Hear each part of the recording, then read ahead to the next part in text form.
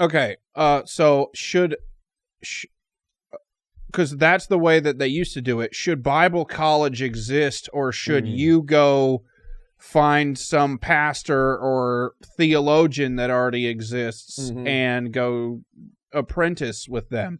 Yeah. And not do all this Bible college stuff. Yeah. It's interesting because when I was in college and trying to kind of decipher and discern this, like what did I want to do next? So when I was at University of Georgia, I actually sat down with a missionary and he told me, because I was interested at that point in time going to do missions. And he was like, Joseph, don't go to school to become a missionary.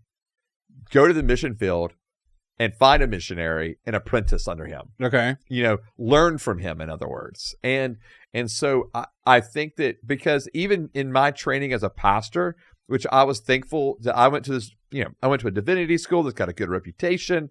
And yes, we, really learned the historical background of the Old Testament and the New Testament. But simultaneously, I was also working at a church. And that pastor was incredible. Okay. He would take me with him. So he taught me how to do hospital visits, how to visit the sick, how to sit and do. I mean, you didn't know how to go to the hospital? Well, I knew how to go to the hospital, but I didn't know how to walk into a room of someone who was really sick or just had surgery or was about to have a surgery or whatever. Like I learned all that from this pastor. Hey. Yeah. And so my point was I was being apprenticed to be a pastor while going to theology school. So was that better than school? I think the combination of the two is what really needs to happen. Because in my experience, theology school just did not prepare me to be a pastor. It just didn't. Okay. It prepared me to teach and write sermons and understand the Bible, but it did not prepare me of how to shepherd people.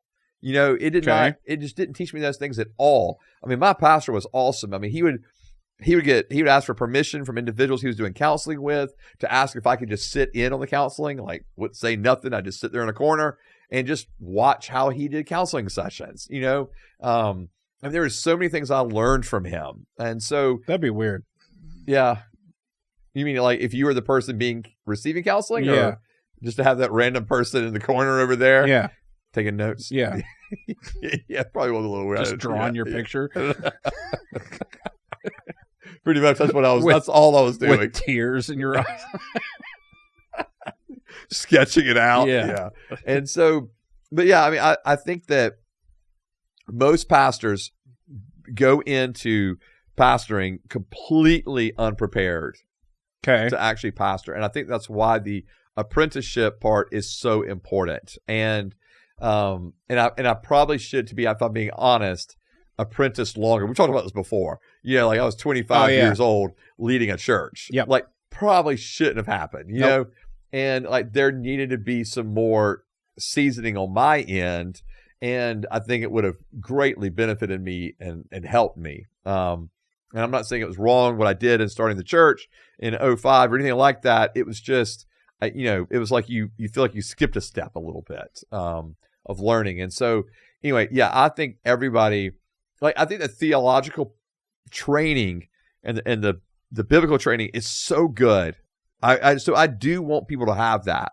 Okay. But then I also want them to walk with their pastor, because not every pastor is going to want to sit down and go, let's do an Old Testament survey. Let's do a New Testament survey. Let's do systematic theology together. They're not going to all want to do that. You know? Keep saying pastor, but or theologian or sure, missionary or okay. Yeah. And I think even with I heard the individual I talked to when I was in college, and he was like, no, just go to apprenticeship. Don't worry about, getting theological training.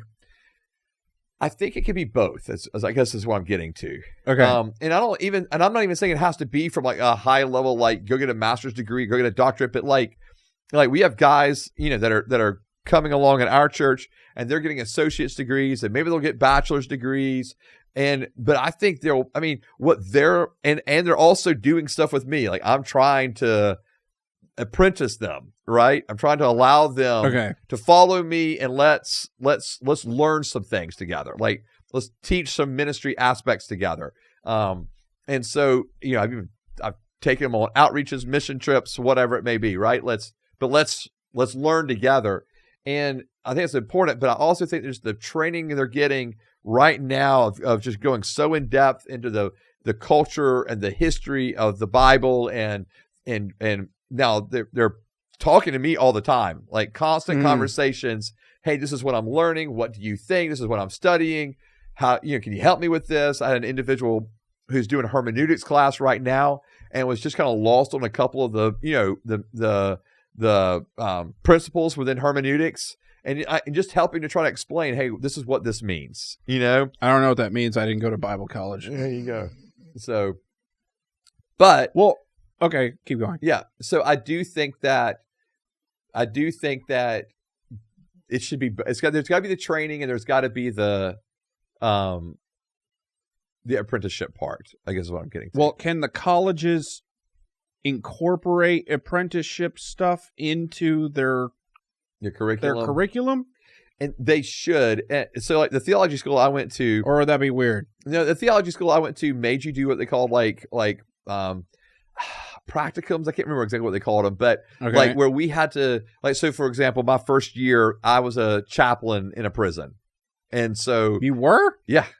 And so now I was not like the main chaplain, but we were learning from that main chaplain. I didn't know that. Yeah. So I was at Metro State Prison in Atlanta for a year. Wow. Serving as a chaplain there and meeting with inmates. And you've never told me that. Really? Yeah. Oh yeah, man. Like one of the people I was doing counseling with was from the KKK. And I mean, I was with individuals who had killed people. I mean, like seriously, like it was cool.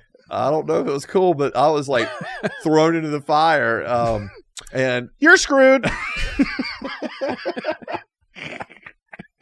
And so good luck, buddy. Yeah, it was so like we did that, and then like the next year we had to do one within the church, like in a local church setting. Okay. I was already working in a local church, so that was no big deal. I just did it at the church I was working at. Cheater. So I know. So they can and often will, incorporate those things together. I think it's better for me personally. It was better for me to like be in one church and learning from this one pastor. Like that helped. Okay. That was just so helpful. Like, yeah, that'd be weird. Yeah, I mean, it was. If you go to counseling with your pastor and there's 10 PhD students in the room also. Don't mind us. Yeah, don't mind us. Sorry, my phone. Yeah, so it was. What I learned from our pastor was, and there was a lot, and it was great. I mean, it was everything from, how to schedule. I mean, like it was like practical stuff too, like. How far out did I need to have things scheduled and planned, and how organized did I need to be, all that kind of stuff. Because I think most pastors, like, we're kind of unorganized individuals by default, and like we're just like, we love Jesus, we love people, we love His Word, let's go. And you just realize there's way more to it than that. So, So I think there should be both. The missionary one's interesting to me. Because, like, I don't know how you learn that unless you're there doing it. Yeah.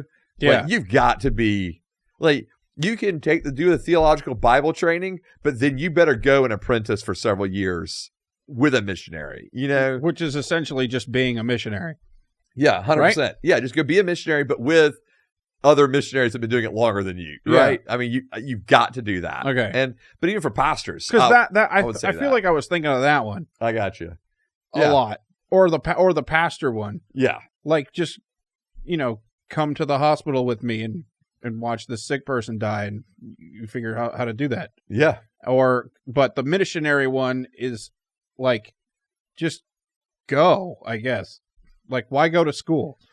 I mean, maybe go to school to learn the Bible. That's what I would say. And then just go be a missionary afterwards. Right. And so you don't necessarily go get your master's degree or, or anything like that. But just like, I would, go get some fundamental, because you do need to know the Word. You do need to know, and a lot of it depends on what you're going to do in the missionary field. Learn how to speak the language of the people that you're. Yes, that would be a big, and a lot of people learn that better in the living in that context. Yeah, like even for me, and I didn't do it long term by any means of imagination, but like I took a Portuguese class prior to going and staying in Brazil for a summer.